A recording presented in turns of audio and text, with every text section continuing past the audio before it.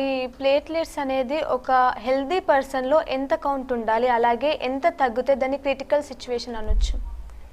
దీనికి ఒక నిర్దిష్టమైన సమాధానం అంటూ చెప్పడం చాలా కష్టం. 1,50,000 నుంచి 4 లక్షల దాకా ఉన్నదాన్ని నార్మల్ ప్లేట్లెట్స్ కౌంట్ అని చెప్పి మనం అనుకోవచ్చు. ఎప్పుడైతే ప్లేట్లెట్స్ తగ్గిపోతాయో అప్పుడు మన శరీరం ఎక్కడైనా ఇంజరీ జరిగినప్పుడు రక్తాన్ని గడ్డకట్టుకునే స్వభావాన్ని కోల్పోతుంది. కాబట్టి తక్కువ ప్లేట్లెట్స్ ఉన్న వాళ్ళకి ఎర్రటి మచ్చలు రావడం, పొరపాటున ఇంజరీ జరిగితే ఆగకుండా రక్తం వెళ్ళిపోవడం లాంటి కొన్ని వింతటువంటి లక్షణాలు కనిపిస్తూ ఉంటాయి. అంటే మనకి ఎప్పుడైనా గమ్స్ నుంచి కానీ ఎక్కడి నుంచైనా ఆగకుండా బ్లీడింగ్ వచ్చినా, రక్తం మచ్చలు వచ్చినా సరే లో ప్లేట్లెట్స్ అని చెప్పి అనుకోవాలి. కానీ ప్రతి లో ప్లేట్లెట్ ప్రమాదం కాదు. దానికి కొన్ని గైడ్లైన్స్ ఉన్నాయి. 1,00,000 కన్నా తక్కువ ఉంటే ఖచ్చితంగా తక్కువ ఉన్నట్టు మనం గమనించాలి.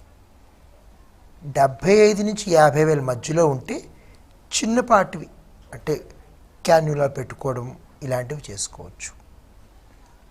అంటే చిన్నపాటి సర్జరీస్ లాంటివి చేసుకోవచ్చు. 25 నుంచి 50,000 ఉన్నాయంటే మరీ పెద్ద ఇంజనీర్లు ఎన్నివి చేసుకోవాలి. 25,000 కన్నా తక్కువ ఉన్నాయంటే కూడా ప్రమాదం అవుతుంది.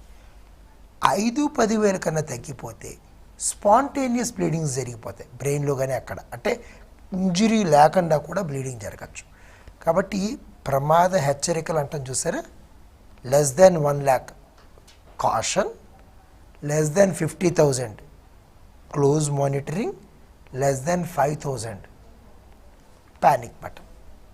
అంటే ఈ విషయాల్ని చాలా తక్కువ మందికి తెలుస్తూ ఉంటాయి.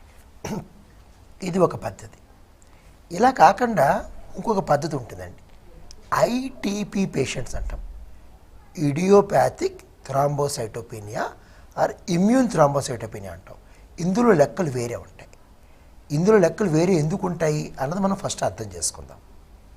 ఇందాక మనం అనుకున్నాం కదా, ప్లేట్లెట్ అంటే ప్యాకెట్ ఆఫ్ కెమికల్స్ అని.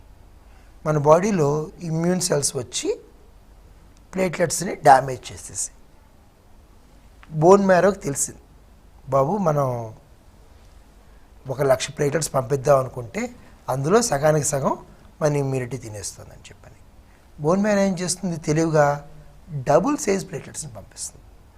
అంటే ఆ వ్యక్తికి 50,000 ప్లేట్లెట్స్ ఉన్నా 1,00,000తో సమానం. ఎందుకంటే క్వాంటిటీ అన్నది ఇంపార్టెంట్. సులువుగా అర్థం కావాలంటే కేజీ ప్యాకెట్ బదులు అదే 1/2 కేజీ ప్యాకెట్లు 2 వచ్చే బదులు కేజీ ప్యాకెట్ పంపించినట్లు లెక్కమాట. సరిపోతుంది, దాని పని అది చేసుకోగలదు. ఇంకా ఎక్కువ డ్యామేజ్ జరుగుతుంది అనుకోండి, పెరిఫెరీలో 4 రెట్లు 5 రెట్లు డిస్ట్రక్షన్ జరుగుతుంది అనుకోండి, ప్లేట్లెట్ సైజును కూడా గణనీయంగా పెంచేస్తుంది.